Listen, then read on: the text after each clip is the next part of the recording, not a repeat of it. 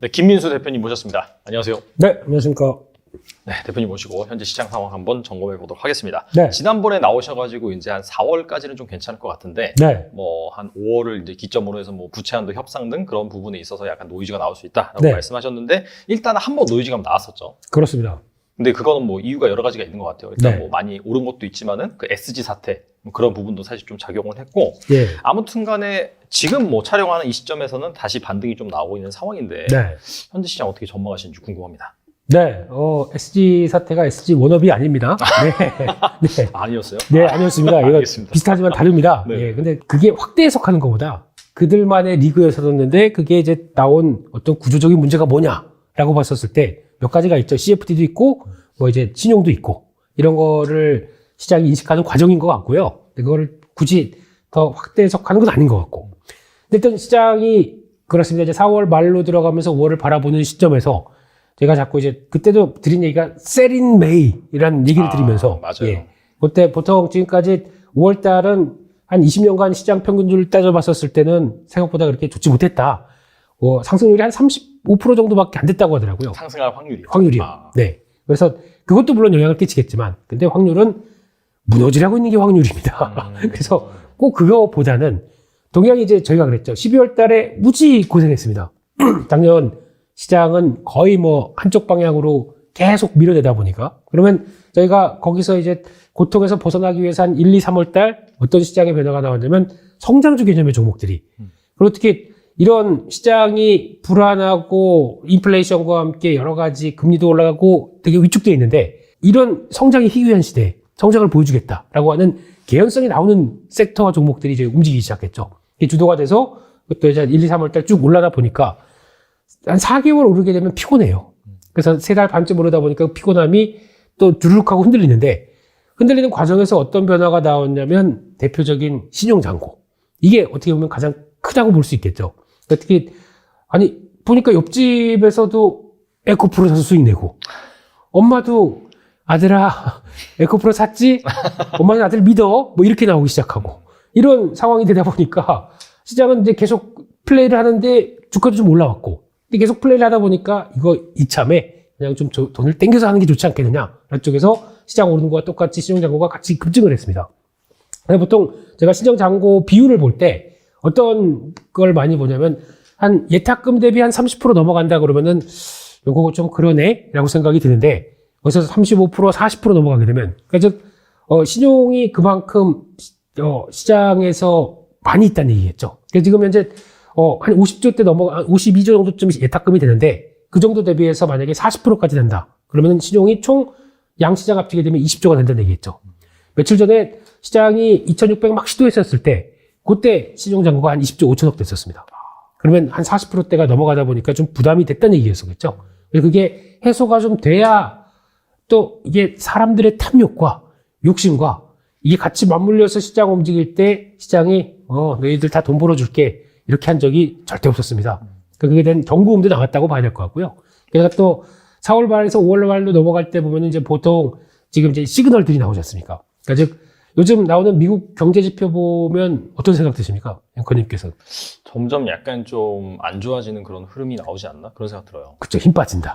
네. 그리고 거기서 나오는 여러 가지 지표 보게 되면 요즘 가장 많이 나오는 단어 중에 하나가 스태그플레이션이죠. 미국에서. 과거 70년대, 80년대 보여줬던 그때 물가는 미친 듯이 올라가고 그러다 보니까 그에 따라서 제대로 작동하지 않는 경제와 함께 어떤 경제가 휘청이는 거. 이거를 지금 많이 언급을 하고 있더라고요. 그리고 거기다가 최근에 나왔던 대표적인 예가 미국의 GDP 성장률을 보게 되면 한 2%는 성장할 줄 알았는데 1분기에 1.2% 확 꺾였죠.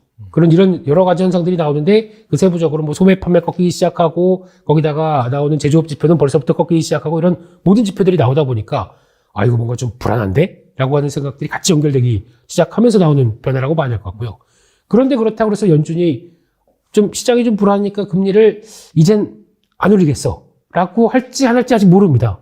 거기에 결정될 수 있는 게 이제 5월 3일 날 FOMC 결정이 나와 봐야 그래도 금리는 이제 25bp 또 인상으로 보여지는데 거기서 하는 얘기는 또 뻔할 겁니다. 뻔한데 뉘앙스 자체가 이제 이 정도까지 금리를 올렸기 때문에 일단 둬보겠어 라고 하는 이제 앞으로는 좀 관망의 모습들이 나와줘야 그다음에 시장이 한숨을 좀 돌릴 텐데, 근데 이렇게 되지 않고 여전히 지금 물가에 대한 불안감들을 계속 얘기하기 시작한다라고 하게 되면 시장이 또 어떻게 반응할까요?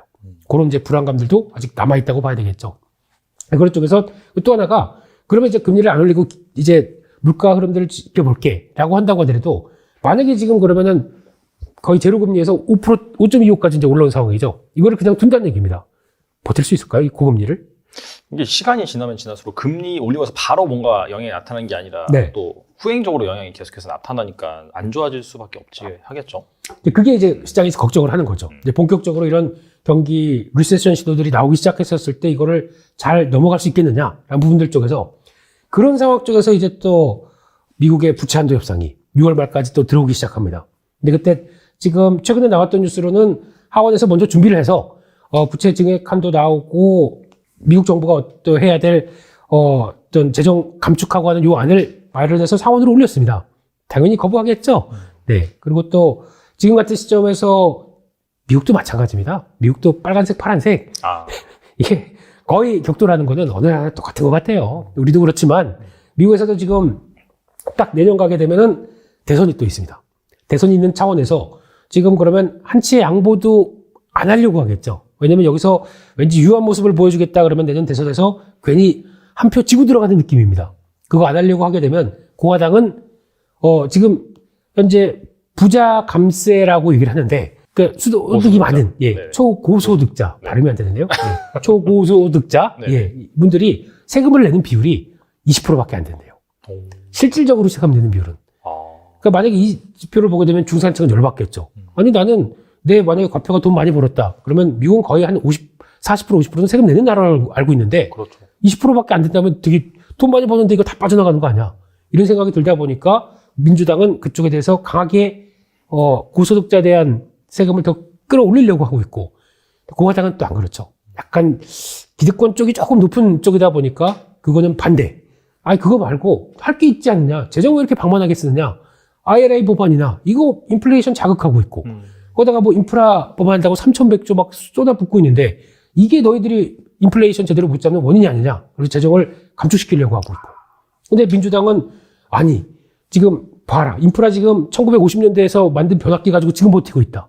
이런 것부터 다 미국을 그래도 건설하기 위해서는 이걸 써야 되는 거 아니냐? 그래서 계속 늘리려고 하고 있고, 게다가 또 정부는 또 신재생 에너지 관련된 쪽에 관심이 많다 보니까 그쪽에 대해서 드라이브를 걸려고 하는데 또 공화당은 반대하고 있고, 이게 지금 충돌하고 있는 상황이다 보니까 당의 색깔도 있겠지만은 뭐 어떤 쪽 얘기 들어보면 다 맞을 수는 있습니다. 근데 그게 지금 팽팽히 맞서고 있다고 하게 되면 이런 부채 한도 협상이 물론 정인되겠죠. 정인되겠는데 그 사이에서 과격한 얘기들이 왔다 갔다 하게 되면 그거를 보고 있는 투자자 입장 쪽으로는 마음이 편할까요? 이게 이제 지금 펼쳐질 상황이라고 봐야 되겠죠. 그래서 아무래도 변동성은 좀 커질 것 같고, 그렇다고 해서 이런 이슈들 많은 가운데에서 시장이 그냥 또 예전처럼 쭉쭉쭉 올라가기는 좀 힘들 것 같고, 그러니까 좀 올라가도 다시 한번 내려갈 것 같고, 뭐 이런 분위기가 연출되다 보니까 좀 만만치 않은, 적어도 한 5월 초까지는 시장 흐름들이 보여지지 않나 생각되는데, 근데 이게 어느 정도 이제 자리가 잡히고 끝난다 그러면은 다시 시장은 결국에는 지금 시장에 바라보는 기조가 상반기가 가장 또 실적이나 여러 가지 부분이 좀 위축됐었고 하반기는 개선 가능성을 보여주지만, 이 개선 가능성도 중요한 것은 경기가 잘 버틴다라는 관점 쪽에서 나왔었을 때 보여주는 상황들이겠죠. 그래도 그게 연결되기 시작하게 되면 기업들 실적은 또 인플레이션을 적응하지 않습니까? 기업들도. 그럼 그게 보여주는 쪽으로 나간다 그러면은 이제 또 어느 정도 마무리되고 다시 하반기는 조금 더 나아지지 않나. 그래서 이게 이번에 조정이나 아니면 변동성이 커진다고 하더라도 이거를 약간 사야 되는 변동으로 좀 생각을 하고 있는데, 그게 폭이나 흐름들이 어떻게 될지 모르기 때문에 일단 지금 저는 조정을 잘 견디자라고 한다고 하더라도 돈이 없으면 못 견디죠. 그러니까 약간 좀 현금 비중을 조금 늘려놨다가 좀 싸졌을 때만 탁탁 사는 게 말은 쉽지만 어렵죠, 이거. 네, 그게 제일 좋지 않나 싶습니다. 네. 알겠습니다. 뭐 약간 불확실성이 커지는, 그래서 변동성이 커질 수 있지만은 그럼에도 불구하고 막 한 방으로 막 내려가는 그런 것보다는 네. 약간 빠졌을 때 좋은 주식을 사는 매수 타이밍으로 그렇습니다. 활용하면 좋겠다는 생각이 들고요. 네. 그래서 이제 약간 개별 종목 관점에서 알아본다라고 한다면 네. 사실 매크로 환경이 방금 말씀하신 것처럼 좀 불확실해졌단 말이죠. 네. 그럼 환율이 좀 오르면서 외국인의 약간 수급 같은 경우에도 약간 불투명해지는 그런 상황인데, 네. 이런 상황에서도 외국인이 약간 팔면서도 사야 되는 주식이 있다면 무엇이 있을까요? 네, 일단 외국인들 기조 자체가 올해 초에 가장 많이 샀었죠. 한 8조 가까이 샀다가 그 다음에 한 또 3월달 넘어서면서 관망입니다. 팔짱 끼고 있습니다. 그런 쪽에서 가장 역할을 중요하게 했던 게 지금 같은 환율 기조. 거의 연고점입니다. 지금 1340원대까지 들어가고 스물스물 많이 올라왔어요. 많이 올라왔습니다. 원래 지금 달러 베이스로 보게 되면 달러 인덱스가 한 지금 101대에서 왔다 갔다 하는 걸 생각하게 되면 우리 1220원에 있어야 됩니다. 그거보다 지금 120원 높다는 얘기는 한국의 체력을 얘기하는 거겠죠.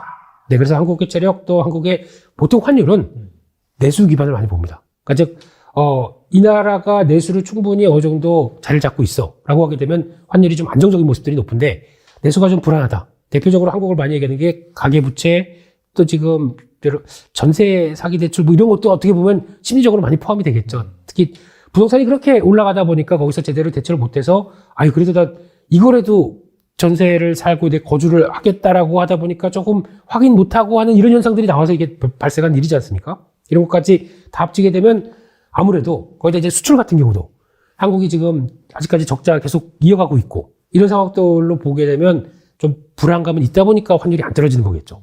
이런 상황도 한번 보시면서 그래도 외국인들이 사들이는 주식이다. 저희가 다 알고 있습니다.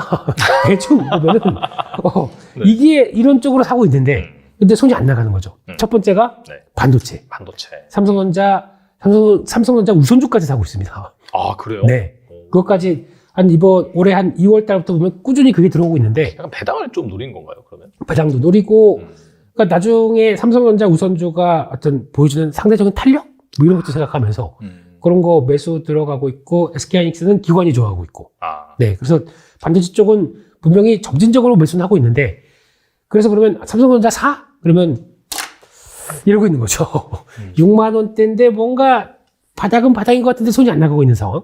네, 그런 상황에서 또 하나 많이 사는 섹터 중에 하나는 자동차입니다. 자동차? 네, 자동차 쪽 꾸준히 매수를 하고 있고 거기다 현대차, 기아 쪽에서 이제 기아 쪽은 또 기관도 같이 좋아하고 있는 모습들이 나오는데 이번에 실적 잘 나왔죠. 엄청 잘 나왔잖아요. 네, 잘 삼성전자 앞지르지 않았나요? 참 서글픈, 네, 서글픕니다. 평소 분기에 몇십 조씩 나눈 회사가 갑자기 쪼그라들다 보니까 의문의 1승이 된 거죠. 이런 식으로. 내가 1등이야? 어쩔 줄 몰라 하는 이런 상황들. 네. 이런 상황이다 보니까 그래도 잘했으니까 거기서 이제 나오는 변화가 나오고 있고 마지막으로는 의외로 방산주 삽니다. 방산주요? 네. 방산주, 하나에어로스페이스 그리고 또 현대로템 이런 종목들이 그리고 또 LIG 넥슨은 좀 늦게 반응하긴 하겠지만 이런 종목들을 의외로 시장과 상관없이도 사오기 시작했고 지금도 실적 발표하다 보니까 괜찮네. 그래서 꾸준하게 매수 들어오는 섹터는 이쪽으로 보여집니다.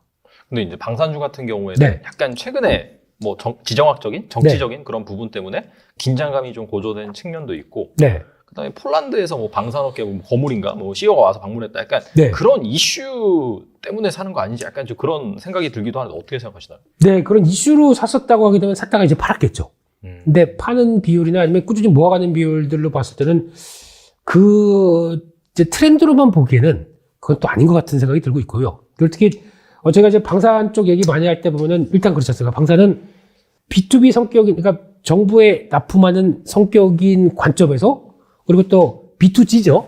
정부 쪽에 납품을 한다라고 네. 하게 되면은 마진이 정해져 있습니다. 그리고 또 만약에 이거 우리가 새로 개발한 신무기입니다. 그리고 또 한번 정부에 국방부에 납품하겠습니다. 근데 아니 이거 잘 보니까 마진을 10%나 챙겨가네? 대한민국 사람 맞아? 이러면서 예. 다음엔 없어? 뭐 이렇게 하면 이렇게 나올 수밖에 없겠죠. 그렇죠. 네, 영업이익률이 3% 1% 여기서 왔다 갔다 합니다.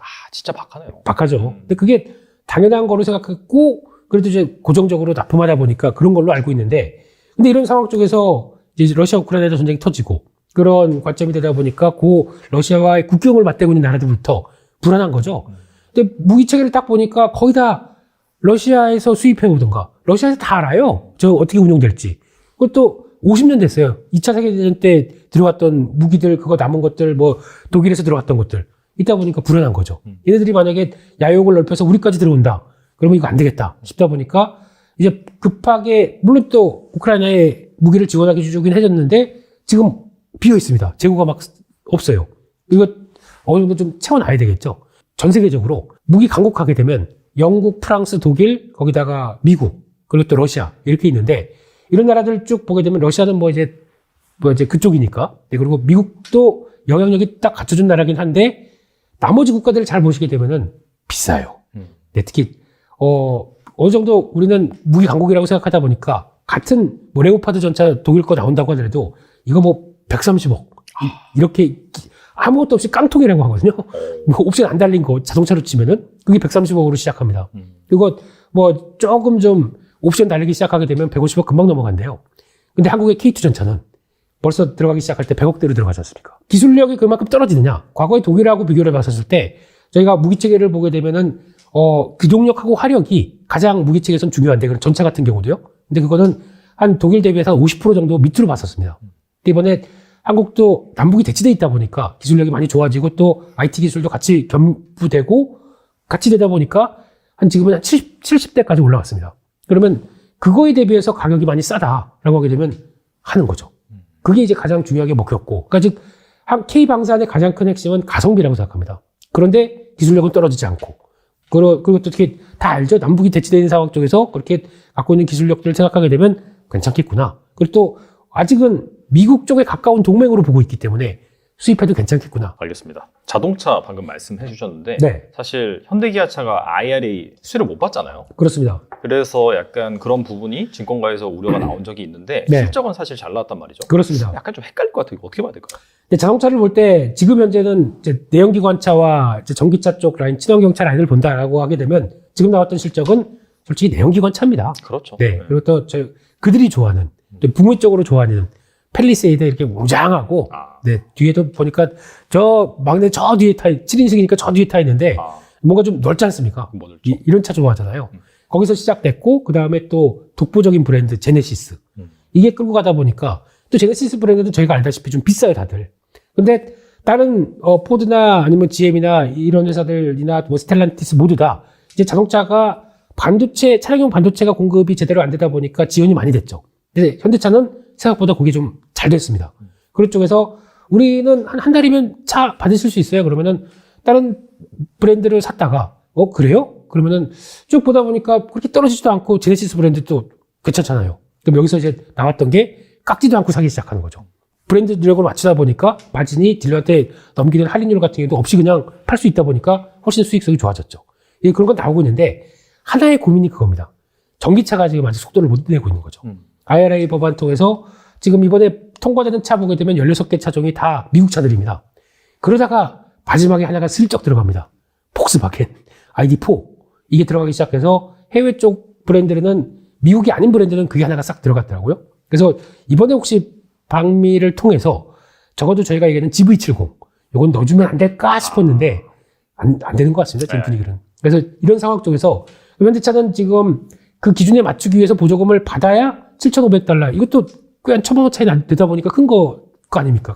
이렇게 됐었을 때 이거 가격 차이를 극복하기 위해서는 적어도 이제 미국의 전기차 공장 빨리 지어야 되고 빨리 가동시켜야 되고 근데 지금 전기차 공장 빨라 봐야 최소한 24년 말 내년 말쯤 되다 보니까 그 사이까지 공백이 있겠죠. 그럼 지금 자동차 가지고 그래도 우리 차 좋아요라고 하는 것도 한계가 있을 거 아닙니까? 근데 같은 가격이라도 지금 다른 차는 벌써 미국 차들은 다 할인 받고 사다 보니까 그러면 그거 사겠지 라고 하다 보니까 좀 차이가 있겠죠.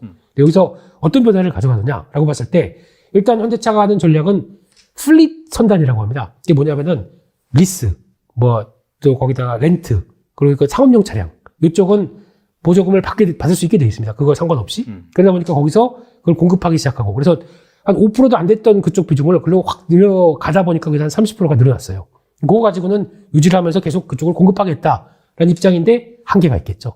그렇다고 리스 차량 회사들이 다 그냥 계속 현대차 것만 받지는 않겠지 않습니까? 그러니까 그건 한계가 있다 보니까 그걸로는 꾸려가서 적어도 최소 점유율을 맞추겠다라는 쪽으로 나오고 있는데 아직은 한 1년 반 정도는 공백인 상황이겠죠. 그걸 어떻게 돌파하느냐는 이제 숙제입니다.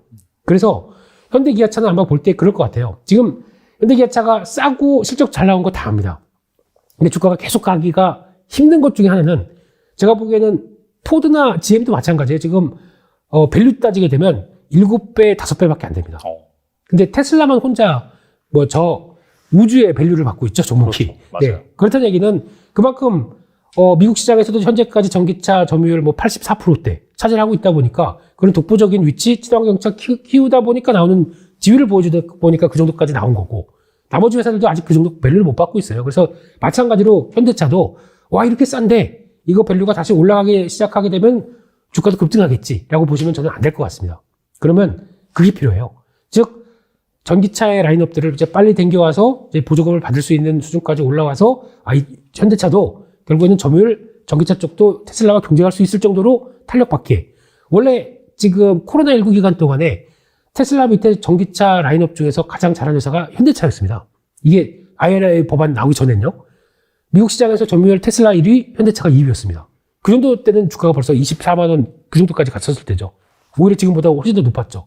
근데 지금 실적이 더 잘 나오는데도 그 정도 못 가고 있습니다. 20만 원대 계속 걸려 있습니다. 그렇다는 얘기는 전기차 라인업들을 제대로 아직 평가를 못 해준다는 얘기죠. 결론은 숫자가 좋아져서 나오는 것보다 릴레이팅이 좀 필요합니다. 그렇다는 얘기는 이게 지금 저기도 현대 기아차도 친환경 차로 인해서 뭔가 성과가 나올 수 있는 부분들이 많이 되겠구나라고 하는 게 확인돼야 그 다음에 주가가 한 번 더 레벨업 될 것 같은데, 만약에 둘 다 고르신다고 하게 되면 그래도 실적의 변화가 뚜렷한 건 기아 같고요. 그리고 또 하나 이걸 보시는 것보다, 그러면 현대기아가 앞으로 미국에서 가서 북미 공장을 통해서 공장을 확장시켜서 부품사들도 같이 키워서 나가기 시작하겠죠. 그러면 북미 커가는 전기차에 대응하기 위한 부품사들도 같이 들어가는 요 라인업이 되는 회사들, 요걸 찾아보는 게 더 좋지 않나 싶습니다. 네. 알겠습니다. 그리고 이제 삼성전자 앞서서 이제 외국인이 우선주까지도 막 쓸어 담고 있다라고 말씀하셨는데, 네.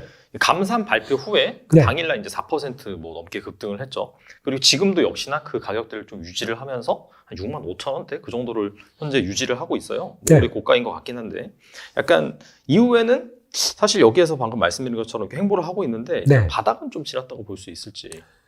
요즘 그런 얘기가 있더라고요. 반봄온이 무슨 얘기인지 아십니까? 몰라요. 그래도 반봄온. 이게 무슨 얘기냐면은, 네.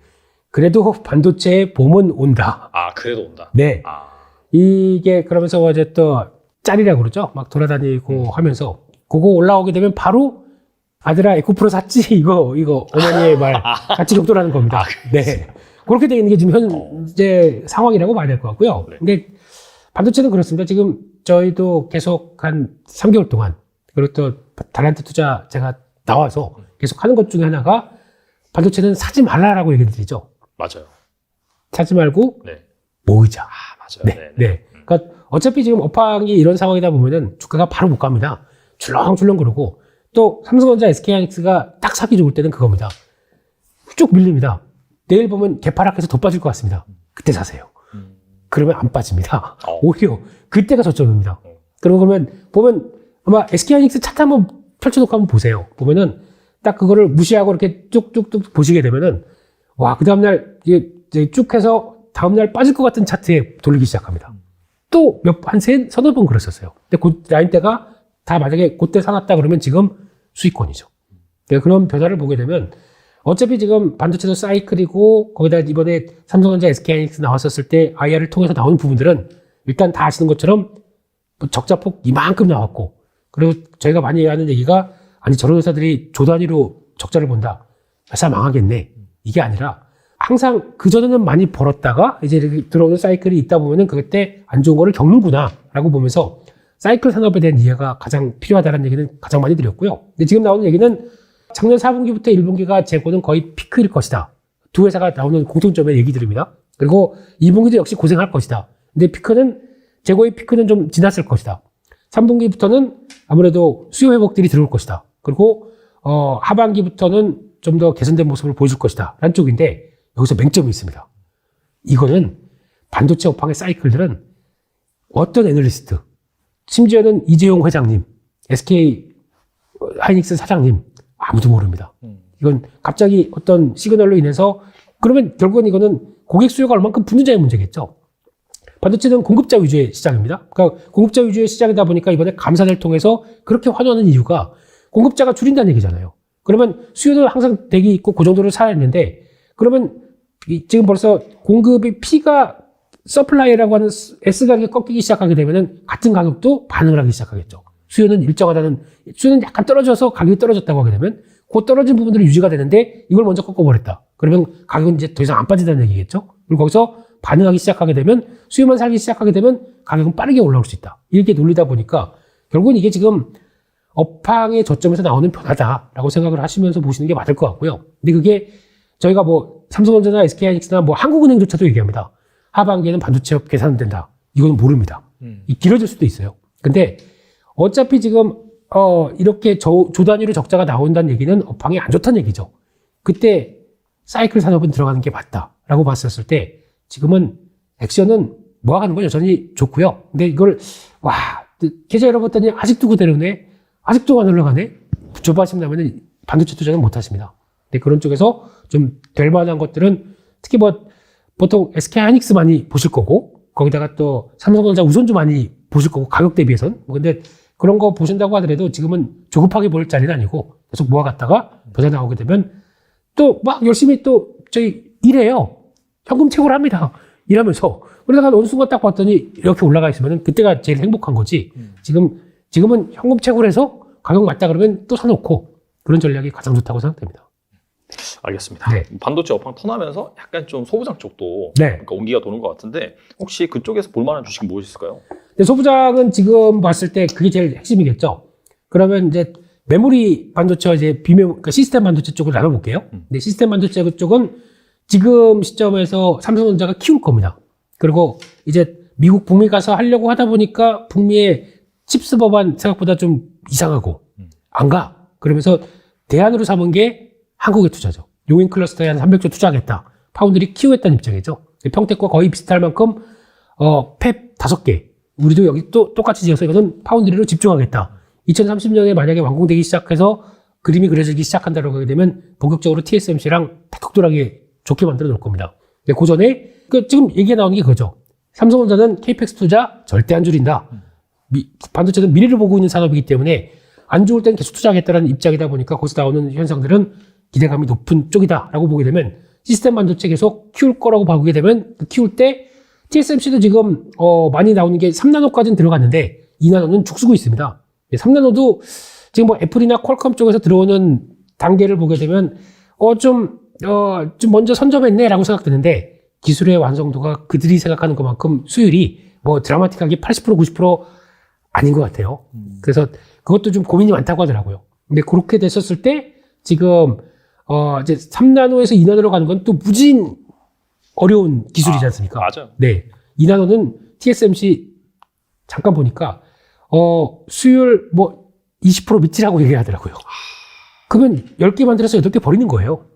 지금 이제 그 정도로 어려운 작업들인데 그래서 아마 지금 현재로는 3나노 쪽에서 여러 가지 공정상 이제 격돌을 할 걸로 보여지고 있고 근데 삼성전자는 이번에 IR을 통해서 2025년 2나노 가능하겠다라고 얘기하지는 모릅니다. 이거는 네 가봐야 됩니다. 아무리 삼성전자도 가봐야 됩니다. 그래서 이렇게 나오기 시작하게 되면은 일단 기술력으로 봤었을 때 이게 이제 미세화 공정 들어가고 있고 거기서 나오는 또 이제 낸드 같은 경우는 고단화 경쟁 들어가고 하게 되면은 기술력들이 계속 또 높아지다 보니까 그쪽에 또 가장 또 필요한 기술 중에 하나가 EUV겠죠. 네 그런 쪽에서 들어가는 회사들 다 아실 겁니다. EUV만 치면 다 나와요. 네 그래서 그런 종목들은 여전히 앞으로 시스템 반도체 쪽에서 계속 해야 될 거고 거기다가 시스템 반도체의 역할론을 계속 부각받을 수 있는 이런 쪽들은 찾아보는데 또 하나 그러면 이제 메모리 반도체 쪽에서는 전공적 후공적이 있겠죠. 근데 전공적 쪽은 사이클과 거의 비슷하게 갑니다. 왜냐면 다 웨이퍼를 만드는 작업 쪽에 들어가다 보니까 그래서 들어가는데 후공정 쪽은 이제 그거를 좀 서포팅하는 역할이지 않습니까? 그래서 패키징하고 검사하고 들어가는데 만약에 AI 반도체 쪽에 고용량의 메모리 반도체를 패키징화 시켜서 들어가기 시작한다라고 하게 되면 이 패키징 쪽은 부각을 많이 받을 겁니다. 그래서 지금 최근에 AI 반도체가 뜨면서 거기 들어가는 메모리와 관련된 대표적인 삼성전자 쪽도 이번에 많이 IR에서 한 얘기가 SK하이닉스도 HBM3 올려서 지금 128기가 12단까지 올리던 거를 이제 24기가까지 올리려고 노력을 하고 있거든요. 그것도 이제 양산했다라고 하면서 되게 뿜뿜 이런 쪽으로 나왔는데 이게 지금 아마 들어가기 시작하게 되면은 지금 현재로는 엔비디아에 납품하는 비율이 SK하이닉스가 훨씬 높습니다. 53%까지 나와요. 그러다 보니까 이게 훨씬 더 높아서 이거를 기대감이 높아서 끌고 가는데 이게 그러면 와 저렇게 그러면 SK하이닉스 좋은 회사네. 아직은 매출에 차지하는 비중은 요만큼입니다. 근데 그게 앞으로 5년간 40% 성장한다고 합니다. 그러면 나중에 5년이면은 지금 한 2027년, 28년 가게 되면 AI 반도체 막 또 성장하는 모습들이 나오면서 그건 또 하나의 축으로 자리 잡기 시작하겠죠. 아직은 메모리 반도체 사이클이 여기다 보니까 요만큼 차지하는 거에서 변화가 나올 수밖에 없겠죠. 그래서 그런 것까지 보게 되면 전공정은 메모리 반도체 전반적인 사이클과 보다 보니까 사이클 업황 쭉 살아나게 되면 좋겠죠. 그래서 그런 건 부담 없이 접근하는 쪽은 메모리 반도체, 후공정, 메모리 반도체 전공정, 후공정 쪽은 앞서 말씀드렸듯이 파운드리 키우고 하다 보면은 후공정을 많이 또 위양하고 키울 수밖에 없는 입장으로 가겠죠. 그럼 후공정은 회사들을 좀 더 키우겠다. 그리고 또 아까 말씀드렸던 AI 반도체를 키우기 위해서 HBM3나 또 이제는 삼성전자는 HBM PIM으로 나갑니다. 그러니까 하이 밴드위스 메모리가 아니라 거기다 PIM까지 붙습니다. 프로세싱 메모리다 보니까 이게 뭐냐면은 이 안에 메모리 과정만 저장만 할 줄 알았더니 연산까지 합니다. 이걸 삼성전자는 공격적으로 영업을 하려고 좀 돼 있거든요. 그럼 이게 나오기 시작하게 되면 거기서 또 영향을 끼쳤을 때 그럼 이게 그냥 메모리 반도체 이거 64기가 하나 이게 아니라 이거를 지금 키워서 움직이는 패키징이 또 중요하겠죠. 패키징 하는 회사들 그래서 저희가 알고 있는 하나마이크론, 하나모터리얼스 이 관련된 쪽이나 아니면 또 SFI 반도체나 이런 검사 쪽까지 다 들어가는 회사들 요즘에 또 두산 테스라까지 또 얘기가 많이 나오는데 후공정 쪽에서는 관심 있게 봐야 될 것 같고요. 그래서 가장 좋은 거는 후공정 하나, 전공정 하나 만들어 놓고 EUV 하나 이렇게 딱 세팅해 놓고 이왕이면 메이커 하나, 삼성전자, SK하이닉스 이렇게 딱 세팅해 놓게 되면 계좌에 한 20%대에서 한 40% 사이 정도까지는 일단 세팅하고 그 다음에 2차 전지를 사는. 네. 포트폴리오 비중을 말씀하시는 거죠? 그렇습니다. 그렇습니다. 그 정도 차지하고 좀 길게 끌고 갈 대응을 하시는 게 좋지 않나 싶습니다. 네. 외국인도 사고 있고 바닥도 이제 어느 정도 기대감이 있는 상황에서 장기적으로 이제 그런 쪽은 성장할 수 있으니까 그런 관점에서 여러분들이 잘 고려를 해보시면 좋지 않을까. 코스닥 쪽에서 2차 전지가 주도주로 여전히 자리 잡고 있는데 최근 들어서 보니까 이 바이오 헬스케어 이런 쪽도 약간 부각을 받고 있더라고요. 약간 스쳐 지나가는 그런 테마이지 않을까라고 했는데 그 미국의 암 종양학회 그 끝나고서도 이렇게 약간 좀 계속해서 매수세가 유입되면서 오른 종목이 있어가지고 정말 2년 동안 막말로 약간 쩔어 있었다. 그런 표현이 있었잖아요. 본격적으로 약간 좀 반등하는 것이 아니냐라는 시각이 있는데 어떻게 생각하시나요? 네, 바이오주는 섹터를 보지 마시고요. 종목을 보셔야 될 것 같습니다. 큰 바이오주가 예전처럼 저희 면역 항암제 그리고 신약 개발 이래서 주축이 돼서 움직였던 이거는 끝난 것 같습니다. 개별적으로 변화를 맞춰가면서 볼 걸로 생각되고 있고요. 근데 그 상황 쪽에서 이제 바이오 쪽도 저희가 그러면 거의 저희가 약사가 의사가 된 것처럼 공부 열심히 했죠. 그러다가 임상시험 이상에서 이상 2-A 넘어갈 때 실패 주가 부러집니다. 그리고 또 거기다가 또 약간 또 재무적인 이슈들도 나오고 유상증자 하고 나오면 또 부러집니다. 고통을 많이 받았었어요. 그래서 그런 너무 어려운 바이오 하지 마시고 쉬운 바이오가 낫다. 안쪽으로. 그래서 쉬운 바이오라고 하게 되면 그렇게 보시면 될 것 같거든요. H&B. 헬스 앤 뷰티. 이쪽으로 나가는 바이오 쪽에서 성과 내는 회사들이 좋겠다라고 하게 되면 일단 헬스 앤 뷰티를 보고 있는 뷰티 쪽에 헬스랑 같이 연결되고 있는 거는 요즘에 가장 또 시장에서 부각을 많이 받는 거는 이 비만 치료제. 몸무게를 빼주는 거. 그런 쪽에서 지금 위고비 삭센다 이거 아시죠? 그 해외에서 지금 인기 있는 대표적인 주사 맞고 기다리면 한 14kg, 15kg 빠진다고 하더라고요. 진짜 그런 게 있어요? 네. 14%, 키로가 아니고 15% 빠집니다. 한 달 동안 주사를 매주간 맞게 되면 주사약이 되게 비쌉니다. 비쌀 것 같아요. 비싸죠. 그 처방전도 있어야 되고 그러는데 이거를 일라이릴리에서 이번에 임상 실험하다 보니까 거의 동등한 또 약까지 나와서 지금 일라이릴리는 거의 최고가로 계속 가고 있지 않습니까? 그러니까 지금 격돌하고 있습니다. 이 시장이 미국 같은 경우는 비만 인구가 거의 인구 3명당 1명 정도 될 정도로 그렇게 비만의 나라에서 이거는 또 정부도 관심이 많고 그러면 시장은 확 커지겠죠. 그쪽에서 관심이 많게 되면 이런 거 관련된 종목들 또 챙겨봐야 되겠죠. 그러면 국내에서는 혈당 관리하는 또 건강기능식품이 성과를 내는 대표적인 회사가 케어젠이라는 회사가 있죠. 케어젠. 이런 것들도 연관이 되다 보니까 그런 쪽도 보셔야 될 것 같고 또 하나 우리 에코님은 괜찮으신데요. 탈모. 탈모와 관련돼서. 진짜 많으세요. 보면서 느끼는 건데. 저는 사업하고 싶습니다. 머리 분양 사업 이런 거. 이런 쪽에서 나온 탈모도 상당히 관심이 많죠. 유럽에선 전 인구의 30%가 탈모 환자라고 합니다. 물이 안 좋대요. 석회질이 어쩌고 저쩌고 그러면서. 그렇구나. 그래서 그래서 나오기 시작하게 되면 거기서도 또 엄청난 인구를 또 커버하겠죠. 근데 이게 탈모 치료제로 가게 되면 약으로 갑니다. 근데 그게 아니라 기능성 화장품으로 가게 되면 성과를 내면서 의약품 쪽에 뭐 임상실험하지 않고 좀 약간 치료 개념 쪽으로 들어가지만 화장품 쪽으로 들어가게 되면 훨씬 더 성과를 내고 올 수 있다. 이런 쪽으로 가는 대표적인 회사가 바이오니아 같은 경우. 그러니까 그리고 거기다가 또 이제 임용 쪽은 다 아시죠. 뭐 보톡스, 네. 침습 주사제 쪽으로 가는데 이게 메디톡스 같은 경우 거의 이제 휴재라고 계속 소송 좀 벌이면서 내가 우위 있다 이런 걸 보여줬던 회사다 보니까 이런 것들이라든가 그리고 또 이제 주사 맞는 거 싫어요. 너무 그리고 또 절개하는 거 아파요. 성형외과도 그 좀 돈 되고 시간 많은 사람들이나 아직 못 가겠어요. 그래도 꾸준하게 시간 내서 관리해 주는 거. RF 고주파 그리고 또 쪽으로 또 연결되기 시작하면서 나오는 대표적인 임용 기기 쪽의 회사들 이런 것들도 꾸준히 관심이 높아져야 되겠죠. 그리고 또 하나 마지막으로는 임플란트. 이쪽은 어차피 임플란트의 식립률이라고 합니다. 그러니까 임플란트를 심는 거죠. 거기다 끼워가지고 되게 느는 이 식립률이 우리나라가 80%입니다. 우리나라는 포화 상태라고 보고 있는데 어차피 또 노령화가 되다 보니까 계속 수요는 있겠죠. 이런 흐름들을 맞춰갈 수 있는 나라가 이제 북미나 유럽까지도 아직까지 못 올라옵니다. 그러면 지금 북미나 유럽 같은 경우도 많이 올라와야 한 40%대 정도에서 30%대에서 왔다 갔다 하거든요. 게다가 중국은 4%밖에 안 됩니다. 그럼 중국이 개발됐을 때 그래서 그런 상황이다 보니까 중국 정부가 미리 관리하려고 VBP라고 해서 미리 구매해서 쌓아놓고 중국 정부가 직접 관리하는 병원 쪽으로 하려고 하는데 가장 중요한 거는 이게 임플란트도 중요하지만 임플란트에 시술을 할 수 있는 의사가 제일 중요합니다. 의사가 숙련이 안 돼 있으면 못 해요. 그러니까 임플란트 기술은 의사의 시술 능력과 같이 성장할 수밖에 없기 때문에 그러면 의사 시술 능력을 하는데 그러면 우리가 임플란트를 제공하면서 기술이나 장비 같은 것도 다 또 스캐너까지도 다 공급할 수가 있는 상황들이겠죠. 그게 완벽한 회사들 같은 경우는 또 성과에 중국의 큰 시장을 보면서 같이 침투율이 올라가면서 커질 수가 있겠죠. 임플란트도 좀 보시는 게 맞지 않나 생각됩니다. 알겠습니다. 네. 그리고 드디어 2차 전지 얘기 좀 다뤄보도록 하겠는데 네. 왜 그러세요? 기지개 핀 겁니다. 네, 알겠습니다. 네. 지금 이제 시장은 예. 2차 전지가 있는 투자자와 없는 투자자로 지금 나뉘고 있잖아요. 네.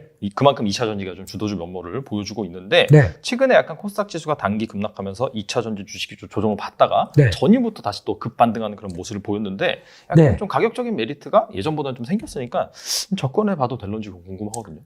2차 전지를 볼 때 일단 그렇게 생각하셨으면 좋겠습니다. 아직도 2차 전지에 대해서 대한민국이 나아가고 있는 방향에 대해서 산업적인 걸 먼저 말씀드릴게요. 너무 폄하하거나 많이 올라서 이만하면 하면 됐어. 밸류가 지금 80배니 100배니 이거를 따지면서 또 증권가에서 애널리스트들이 가장 많이 하는 얘기가 그거거든요. 앞으로 한 8년, 10년 뒤에 나올 걸 미리 다 땡겨서 지금 밸류가 돼 있다. 이거는 자기 틀에 갖춘 생각밖에 안 됩니다. 아직도 애널리스트가 그거밖에 안 된다는 생각은 저는 반성은 좀 많이 할 필요가 있을 것 같아요. 그동안 올라올 때도 전혀 예측도 못하고 있다가 이제 와서도 여전히 그 관념을 갖고 있다라고 하게 되면 이거는 문제가 있다고 생각되고 있고요. 그런 쪽에서 이번에 LG에너지 솔루션이나 삼성 SDI가 얘기한 부분이 딱 그겁니다. 일단 이번에 IR을 통해서 나왔던 얘기 중에 하나가 우리 LFP 한다입니다. 맞아요. 네. 한다고 했어요. LFP 한다가 이게 되게 중요한 의미가 뭐냐면은 원래 중국의 LFP고 우리가 NCM 계열 하이니켈이다 보니까 중국이 이만큼 성장했고 거기는 다 중국 거로 알고 있는데 아닙니다. 이게 장벽이 쳐 있습니다. 그래서 미국으로 넘어오고 싶어도 못 넘어옵니다. 기껏해야 CATL하고 포드가 합작해가지고 CATL이 아주 굴욕적인 조건으로 들어와서 지금 미국에 들어오려고 하는데 거기서 뭘 키운다? 미국 정부가 가만히 있을까요? 네. 어디 하는 거 보자. 이렇게 눈을 부릅뜨고 있죠. 그럼 만약에 한다고 하더라도 그러면 이제 북미 우리 가서 뭔가 조금 분위기가 바뀌어서 우리가 그러면 가야 돼 라고 하게 되면 지금부터 LFP를 가지고 가서 거기서 공장 만들고 또 라인업 쭉 가려면은 앞으로 3년 넘게 걸립니다. 그 사이에 대한민국의 LG에너지 솔루션부터 SK온, 삼성 SDI는 북미 쪽에 지금 거점 잡고 빠르면 2024년 말부터 2027년까지 쭉 공장이 이제 건립되기 시작을 하겠죠. 완공되고 그러면 쭉쭉 뽑아냅니다. 근데 여기서 중요한 거는 LFP를 우리도 한다라고 하게 되면 LFP가 단순히 지금 생각하는 게 그러니까 배터리 하게 되면 왜 다 전기차만 보는지 모르시겠어요. 이거 아니거든요. 네. 이번에 테슬라의 실적에서 나온 거 보면은 가장 많이 성장한 쪽에서 테슬라의 뭐 모델 Y, 모델 3부터 이거 성장한 부분들을 보여주긴 하지만 핵심적인 게 ESS 쪽이 컸다는 거 330%가 컸습니다. 이렇게 쭉 올라오면서 우리는 이것도 하나의 메가팩이라고 하거든요. 330%나 성장을 했다고요? 네. 오, 엄청 성장했네요. 성장했죠. 그리고 이거를 끌고 가겠다는 입장은 분명히 보여주고 있고 이게 왜 크냐면은 신재생에너지 투자가 전 세계적으로 많이 나오기 시작하죠. 맞아요. 근데 이렇게 나오기 시작하게 되면은 거기서 풍력이건 태양광이건 발전을 했습니다. 그거에서 그냥 쭉 해서 송전되는 거 아닙니다. 담아놔야 되겠죠. 그렇죠. 그걸 ESS 갑니다. 그럼 담아놓다가 그걸 가지고 약간 변압 초고압으로 갔다가 중간중간에 송배전 바꿔주고 넘어가게 되면 그 일련의 과정들을 봤었을 때 이거는 당연히 ESS가 필요한 거겠죠. 그거는 거의 LFP로 합니다. 근데 그러면 ESS 쪽은 그러면 중국 거 받아줄게 할까요? 미국이? 이거 커지는 거는 다 누가 합니까? 그러니까 전기차만 보지 마시고 여기서 커지는 것도 같이 봐야 되겠죠. 게다가 그거 한번 볼게요. 이제 로봇이 대세가 돼서 앞으로 이제 식당에 가도 서빙 로봇 나오고 있고 모든 로봇들 다 이렇게 운종되고 왔다 갔다 하는 모빌리티를 갖춘 그 로봇이 나온다. 그거 배터리팩 다 누가 합니까? 다 이차전지가 탑재하겠죠? 네네. 얘 막 움직여 가다가 로봇이 이제 커졌어요. 가다가 2% 남았습니다. 그럼 쭉 가가지고 배터리 충전하는 데 가서 또 앉아 있겠죠. 그러면 그 배터리 장착과 아니면 바꿔준다. 배터리 더 커지겠네요? 이런 것부터 또 UAM 같은 경우는 조금 다를 수 있습니다. 이건 뭐 수소 연료 전지로 쓴다라고 해서 조금 또 다른 얘기는 될 수 있는데 그런 장거리 비행이 아니라 단거리 비행 쪽이 나온다라고 하게 되면 그 UAM도 배터리 누가 합니까? 그러니까 모빌리티한 개념이 전기차로만 생각하게 되면 아이고 그 분명히 이 정도에서 그냥 이거 끝 생각하는데 앞으로 모빌리티에 대한 개념으로 확장되기 시작한다 그러면 배터리 쓸 일이 무지 많아요. 근데 그 패권 쪽에서 중국과 딱 대치되고 있는데 북미 중심으로 기술력과 함께 가는 4차 산업혁명의 핵심의 기반이 되는 배터리는 지금 다 판 딱 짜있는 거 보면은 원래 일본이 하려고 그랬었어요. 근데 일본은 자금 집행에 대해서 되게 보수적입니다. 안 합니다. 그건 공격적으로 한국은 배팅이 민주주의잖아요. 가서 우리가 하겠다. 이런 것도 지금 다 그걸 누가 하고 있습니까? 이거에 대한 밸류를 단순하게 전기차가 얼마큼 성장했으니까 그거 가지고 했다. 이거는 너무 그냥 큰 그림을 못 보시는 게 아닐까 싶어서 좀 답답해서 그랬습니다. 그래서 그런 거 보게 되면 여전히 2차 전지 쪽은 발달하고 봐야 될 것 같고요. 하지만 제가 경계하는 건 그겁니다. 제가 지난번에 한 2월 달에서 나와서 드린 얘기가 그거거든요. 2차 전지 수직 계열화되는 회사 큰 거를 본다라고 하게 되면 첫 번째 에코프로, 포스코홀딩스, LG화학 이게 가장 세팅이 잘 돼 있다라는 쪽으로 말씀을 드리고 거기서 흐름들을 보시되 그다음에 하나를 사게 되면 에코프로가 맞다라는 얘기는 여전히 똑같습니다. 근데 나머지 쪽에서 그럼 그걸 보면서 뭐 또 음극재, 분리막 또 전해질 이런 쪽으로 막 나오고 있고 거기다가 또 리튬 관련된 회사들 쭉 나오고 있는데 이거는 좀 정리가 필요할 것 같습니다. 그러니까 좀 딱 보면은 주가만 올라갔고 제대로 회사가 역할을 할 수 있을까 리튬 관련된 회사를 할 수 있을까 없는 회사들도 되게 많습니다. 그러니까 그런 것들은 철저히 배제하시고 성과 나오고 북미를 중심으로 세팅을 다 해서 그 다음에 충분히 자금 조달 능력도 되고 랩벨업을 할 수 있는 회사 쪽으로 압축해 가세요. 그게 제일 좋을 것 같습니다. 저라면 딱 하나만 봅니다. 이러면 또 썸네일이 쓰실 거죠? 딱 좋은데 하나만. 네. 너무 좋은데. 네. 네. 저라면 예전에도 그랬고 그래요? 지금도 그렇고 네네. 자리만 되면 에코프로 삽니다. 네, 그게 제일 좋을 것 같습니다. 최근에 좀 많이 올랐잖아요. 그래도 뭐 이렇게 많이 올랐는데 네. 그 어제 올랐던 이제 분위기 쪽에 하나가 나왔던 게 갖고 있는 자회사 중에 에코프로 머티리얼즈 맞아요. 전구체 하는 회사 이거 드디어 상장하기 위한 예비 심사 네. 통과됐습니다. 네네. 그래서 그게 통과되기 시작한다는 얘기가 무슨 얘기냐면은 이제 카카오 초기에 그러니까 카카오가 나중에 이제 자회사 다 떨궈 버리면은 저 가게 됐을 때는 그때는 힘이 빠지겠지만 초기에 카카오가 올라갔었을 때 대표적으로 나왔던 자회사들을 상장시키면서 나오는 변화 그 가치가 인정받으면서 카카오도 밸류가 계속 올라가기 시작했었죠. 에코프로도 그 올라가기 시작하는 첫 단계입니다. 이거 빼고도 밑에 많습니다. 많죠. 아들들 많습니다. 네네. 네, 에코프로 이노베이션도 있고 CNG도 있고 이런 회사들 지금 시장에서 거래되는 밸류만 친다고 하더라도 지금 에코프로의 주가가 비쌀까요? 지금은 자꾸 에코프로 BM의 지분가치 48%뭐 이거 가지고만 생각한다고 하더라도 그거 뺀다고 하더라도 비상장 가려있는 회사들 같은 가치를 보게 되면은 여전히 그렇게 비싸진 않다고 보고 있는데 중요한 거는 막 쫓아가지 마시고요. 좀 갔다가 또 이제 다시 차익 매물 나오고 좀 주춤한다. 그럼 그때 또 사셨다가 또 빠르게 올라간다 그러면 또 비중을 살짝 줄였다가 이거 쥐락펴락도 한번 하셨으면 좋겠어요. 워낙 많이 올랐기 때문에. 그렇지만 관심 있는 회사는 압축해서 보시는 게 좋겠다. 이렇게 보고 있습니다. 근데 이제 그 자회사를 상장시키는 것 자체가 네. 예전에도 사실 우리나라 뭐 약간 그런 기업 지배구조 네. 관점에서 항상 약간 아킬레스건으로 지적했던 게 미국 같은 경우에는 구글 뭐 네. 다 알파벳 소속이고 네. 거기 이제 자회사 상장 안 시킨다. 네. 그러니까 우리나라 같은 경우에는 근데 이 자금 조달을 위해서 계속해서 자회사를 상장시키다 그렇죠. 보니까 네. 더블 카운팅 이슈가 발생을 하면서 맞습니다. 이게 사실 수급이 분산되다 보니까 결과적으로 이 지주회사의 밸류가 상당히 좀 할인돼서 받잖아요. 그렇죠. 네. 그러니까 그런 측면에서 본다라고 한다면은 네. 약간 이걸 어떻게 설명할 수 있을까요? 그러니까 지금 앞서 말씀드렸듯이 카카오가 그래서 결국에는 다 자회사 좋은 것들 하고 나서는 이제 힘이 빠지기 시작하죠. 근데 그 힘이 빠지기 전에 자회사가 부각이 되면서 카카오에 대해서 밸류가 올라갔던 거는 왜 생각을 안 하십니까? 그러니까 비상장일 때 저희가 밑에 뭐 갖고 있는지 아직도 에코프로를 매매를 하시면서 비상장이 뭐 갖고 있는지도 모르는 분들이 많으세요. 근데 그게 그러면 이게 이 회사가 재활용도 하고 있었어? 아직까지 이렇게 얘기하시는 분도 있고 이 회사가 설비 투자하는 회사가 자회사가 있었어? 이런 거 얘기하시는 분도 있고 그러면 이게 지금 결국에는 그런 비상장 회사가 가치를 발휘하기 위해서 나오면 그러면은 이런 회사가 만약에 IPO를 하는데 이거를 만약에 5조를 받았다. 그러면 지금 에코프로의 가치가 지금 20조가 돼 있는데 그중에 5조까지는 이걸 차지하고 있구나. 나머지 회사가 쭉 보고 보니까 이것도 상장하고 이것도 밸류가 제대로 받기 시작하고 그러면 이거는 지금 주가가 이만큼 올라갔다고 해도 20조가 비싼 게 아니구나 생각하게 되면 어떻게 될까요? 그걸 얘기 드리는 거죠. 그래서 그런 과정들을 다시 한번 재평가의 과정들은 조금 더 남았을 수 있다. 이렇게 바라보는 겁니다. 그런 거네요. 그러니까 네. 비상장 자회사로 있을 때보다 결과적으로 이게 IPO를 해서 상장시켰을 때 받을 밸류가 훨씬 더 크면은 올라갈 수 있다. 그렇습니다. 그렇죠? 그렇게 정리하면 되겠네요. 맞습니다.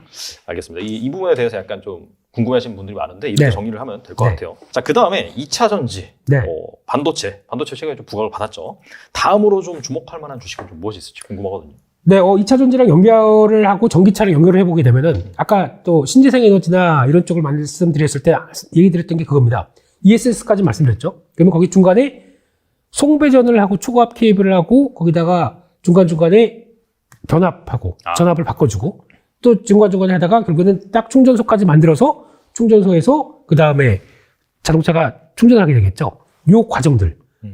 이것도 중요하겠죠. 전기차가 커지고 모빌리티가 커지고 하게 되면 충전 과정이 늘어올 때까지 전력기기 쪽은 상당히 중요하다라고 하게 되면 전력기기 쪽도 전기차 크는 만큼 같이 커진다라고 보게 되면 이쪽도 같이 보시는 게 맞다고 생각 들고 있고요. 그러면 그쪽에서 대표적으로 하는 지금은 미국에 인프라 투자하고 하다 보니까 거기서 나오는 성과와 함께 움직이는 대표적인 전력기기 업체들 이것도 지금 실적도 계속 좋아지는 모습들이 확인되다 보니까 아주 큰 회사는 현대일렉트릭, 조금 작은 회사는 재룡전기 이런 회사들이 계속 부각받고 있는 거죠. 올라갔다가 내려갔다가 한다고 하더라도 실적 레벨업은 꾸준히 되는 상황이다 보니까 그런 포인트 맞춰서 매매하면 충분히 될 것 같다. 안쪽인데 그쪽에 가장 근간을 이룬 거는 전선.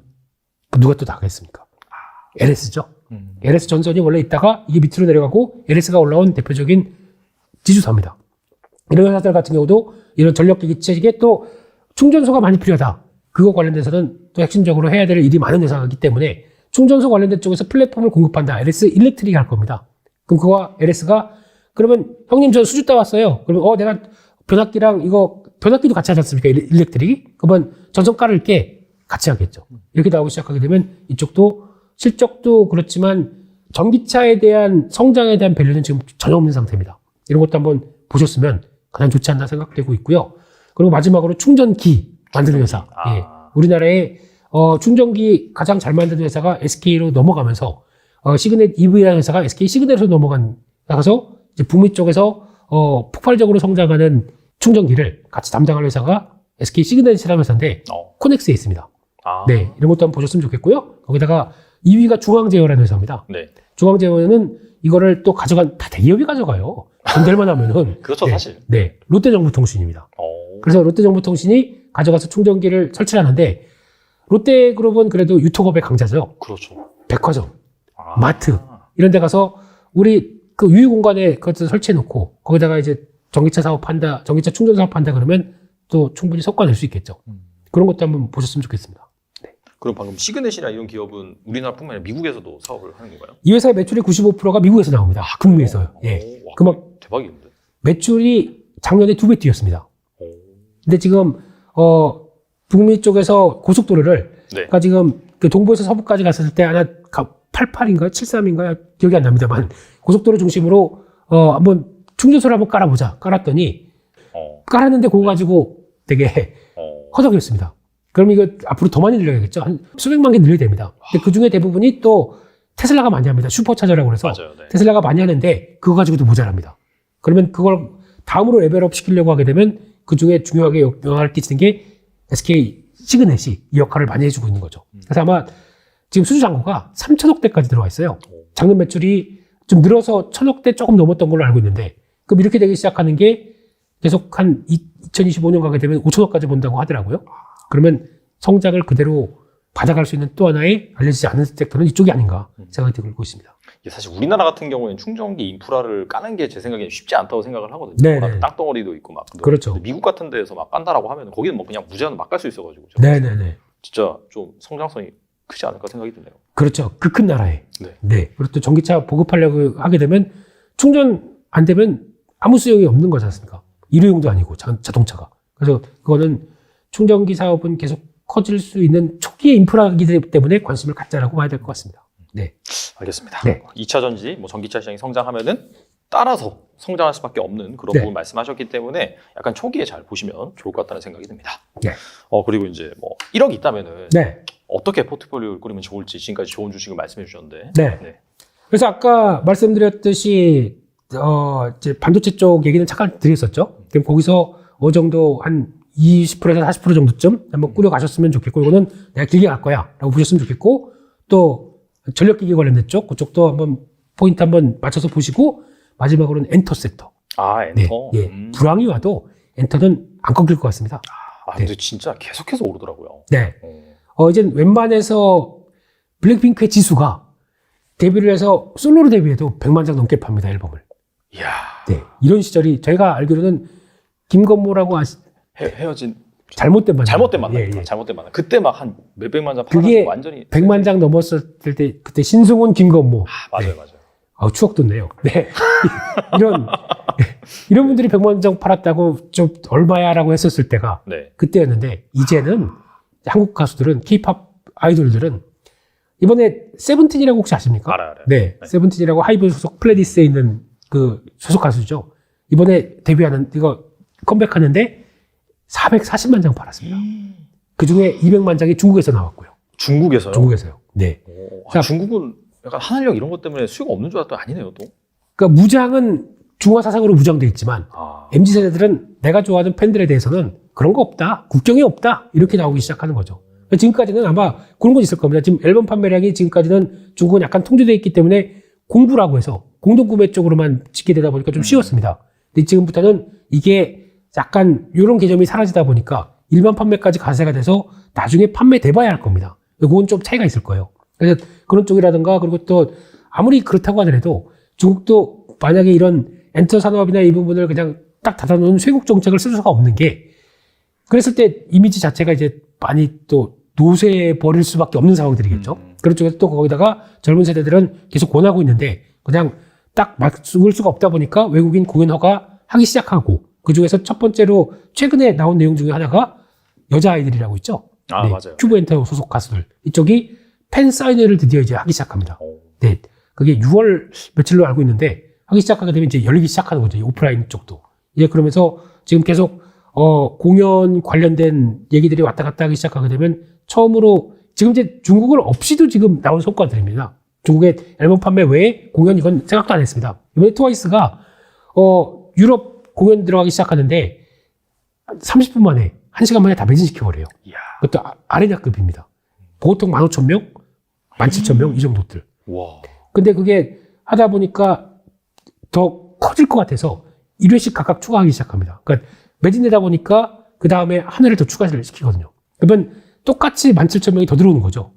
그쪽에. 그러면 수익이 얼마입니까? 그래서 지금 계산으로는 YG 엔터가 작년에 블랙핑크로 공연 수익으로만 1,000억을 벌었다 얘기를 하는데, 물론 그것도 좀 분배 비율은 있겠지만, 근데 그렇게 나오기 시작하게 되는 거는 K-팝이 그만큼 많이 컸다는 얘기겠죠. 그에 따른 변화와 엔터 쪽은 하반기에 가게 되면 아마 그것도 좀 화두가 될 것 같습니다.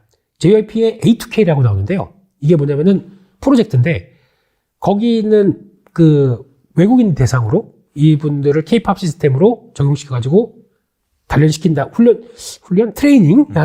영어 써야 되겠죠? 트레이닝해서 이제 데뷔를 하게 됩니다. 그러니까 그들의 외모인데 K-팝 시스템을 통해서 데뷔하는 거죠. 이게 먹힐까요? 먹힐까요?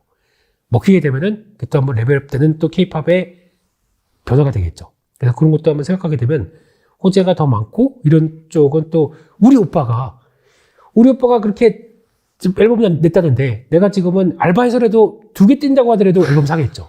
그리고 또 2개 뛰어서라도 그 앨범 사가지고 그 당첨되면은 또 오프라인 미팅 가겠죠.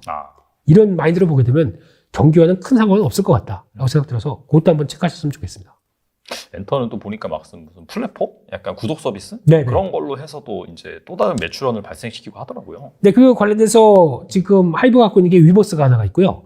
또 SM이 갖고 있는 디어유가 있습니다. 맞아요. 네, 요 두 개가 같이 돼 있는데 이제 약간 이쪽이 좀 애매모호한 경향이 있거든요. SM 가수 소속들이 또 위버스에서도 또 서비스를 하고 그러다 보니까 그것 때문에 디어가 많이 밀렸는데 디어유 SM 쪽 뒤에는 또 누가 있냐면 카카오인터가 있습니다. 카카오인터는 걸출한 스타가 한 분이 계시죠? 아이유 중국 사랑 또 넘쳐납니다. 그래요? 네. 카카오인터가 디어유를 또 좀 이쪽까지 서비스를 해라라고 들어가는 순간 디어유는 또 레벨업 하기 시작하겠죠. 그런 것들도 보셨으면 좋겠습니다. 네. 알겠습니다. 뭐 반도체 그리고 뭐 2차 전지 말씀해 주셨는데 엔터 쪽도 한번 잘 보시면 좋을 것 같다는 생각이 듭니다. 네. 오늘 나와주셔서 정말 좋은 말씀 많이 해주셨는데 끝으로 투자자분들을 위해서 한 말씀만 부탁드립니다. 네, 5월 달에 또 나옵니다. 네. 네. 맞아요. 네. 그래서 한 달에 한번 달란트 투자 시청자 여러분들과 뵐 수 있어서 좀 좋을 것 같고요. 지금 제가 비염 때문에 발음이 좀 부정확해서 다시 한번 좀 죄송스럽고요. 코가 막힌 상태에서 얘기를 하다 보니까 원래 발음이 좋은 사람은 아닙니다. 네. 그래서 그건 조금 양해를 부탁드리겠고요. 그리고 지금 아마 변동성이 좀 커질 것 같습니다. 그를 대비해서 어느 정도 시장 흐름들을 맞춰서 그리고 좀 싸졌을 때 대응하고 또 좀 올라갔으면 좀 비중 정리하고 하는 이런 쥐락펴락도 같이 하시면서 대응하시는 게 좋지 않나 생각되고 있고요. 또 5월은 가정의 달입니다. 그렇죠. 네. 그렇기 때문에 또 주변도 좀 챙기시면서 그래서 좀 따뜻하면 안 되겠죠. 좀 더워지니까. 네. 그래서 좀 챙길 거 챙기는 또 멋진 투자자가 5월엔 되셨으면 좋겠습니다. 네. 너무 또 뭐 변동성 커진다라고 해서 HTS, MTS 너무 보시지 마시고 네. 뭐 빠지면 산다 그런 개념으로 너무 그렇습니다. 사실 조급해하는 게 가장 좀 큰 적이 아닌가 그렇죠. 그런 생각이 들어요. 네. 그래서 오히려 변동성은 싸게 살 수 있는 그런 기회니까 방금 말씀해주신 그런 섹터 종목들 꼭 분석을 해보시고 그렇습니다. 접근하시면 좋을 것 같습니다. 한 달 후에 다시 모시도록 하겠습니다. 지금까지 김민수 대표님 나와주셔서 감사합니다. 감사합니다.